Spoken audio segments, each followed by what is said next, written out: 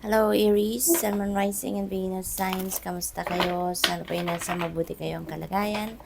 Welcome back po sa Star Tarot. Kung bago kayo dito, welcome din kayo. Thank you for your support. I truly appreciate it. God bless you all, Aries.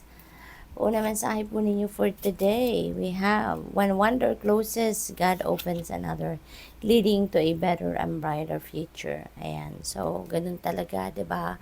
Alam naman nating lahat na kapag merong nagsasarang pinto, yun ay dahil merong magbubukas na bago, 'di ba? Kaya wag kayong mawawala ng pag-asa, wag kayong malulungkot, wag kayong madi-disappoint if something ends, no?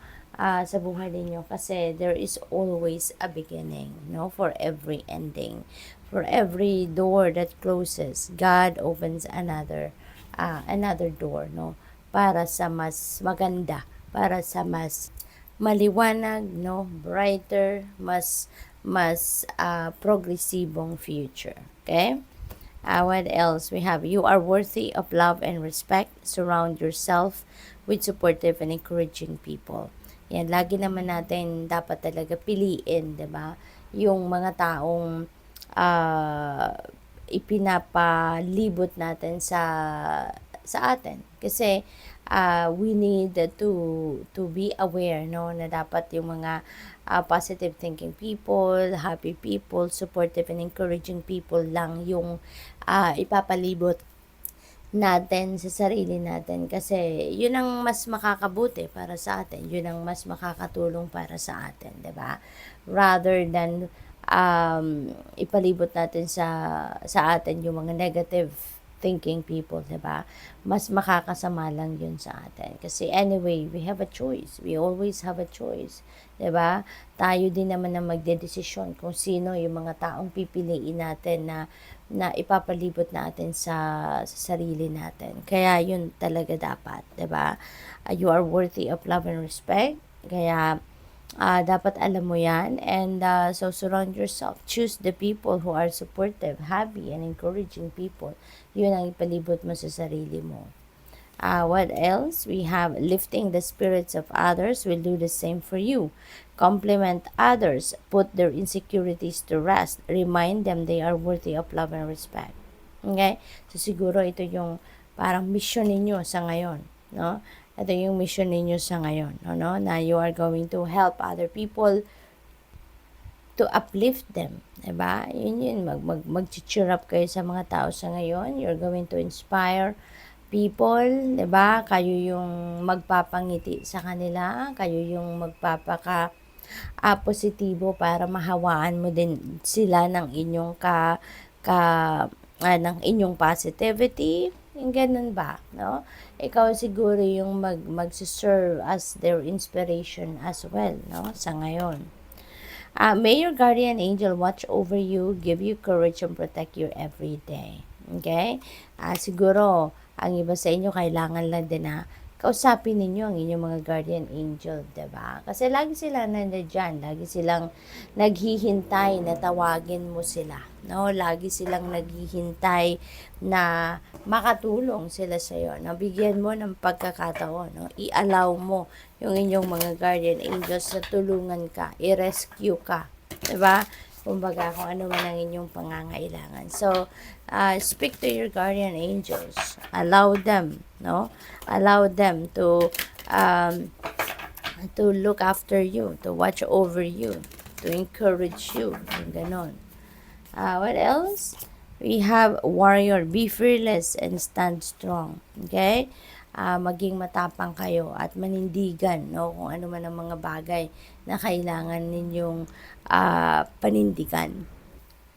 Alalahanin ninyo na maging fearless kayo kasi wala naman talaga dapat na katakutan kayo, wala naman talaga kayong dapat na ikabahala, wala naman talaga kayong dapat na ipag-alala. 'Di ba? So, be like a warrior, no? Fearless, walang takot, at manindigan kayo. Stand your ground and stand strong. Okay? Huwag kayong paghinaan ng loob, alright? Shield maiden, make plans and focus. Ayan, before you jump into an endeavor or before you jump into a new venture, 'di ba? Bago kayo humarap sa laban, 'di ba? Dapat talaga equipped na kayo. So ganun din dito, no? Bago kayo pumasok sa isang sitwasyon, ah bago ninyo i-roll out yung mga plano ninyo, so kailangan talaga na planado ninyo yan, focus kayo dyan, ba diba? Yung hindi kayo, pag nagsimula na kayong mag-roll out ng plano ninyo, make sure na 100% yung attention ninyo nandiyan dyan, ba diba? At wag kayong madidistract, wag kayong papadala sa mga distractions, no, na pwedeng gawin ng iba towards you, okay? We have medicine mother, honor your inner knowing. Okay? Honor your inner knowing. Kasi yung mga alam ninyo, mga natutunan ninyo yan sa buhay, no? You've been there, no, sa mga sitwasyon na yan, para may matutunan kayo. Okay?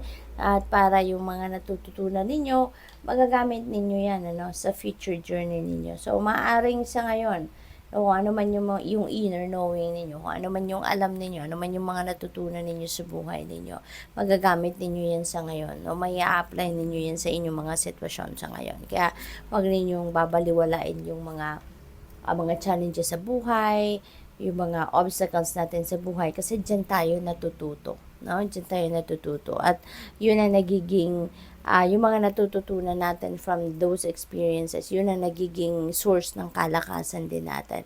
'Di ba? As we face our future obstacles or future journey. So, your next message is direction guardian. Choose your path. Okay? So, siguro, meron dito mga iba't ibang opportunities na kumakatok sa inyo, Aries, and makakapili kayo. No? You'd be able to choose your path. You'd be able to choose which direction you are heading. Kumbaga, binibigyan kayo ng pagkakataon or binibigyan kayo ng opportunity to choose kung ano yung gusto mong path sa ngayon. So, you're given liberty. No, maganda rito. You're given liberty to choose kung ano yung path na tatahakin mo. So, binibigyan ka dito ng iba't ibang pagpipilian, no? So, gamitin mo yung iyong intuition para makapamili ka ng direction na tatahakin mo or kung ano talaga yung gusto mong maging future, no? So, good luck. Thank you for watching Love and Light. Namaste.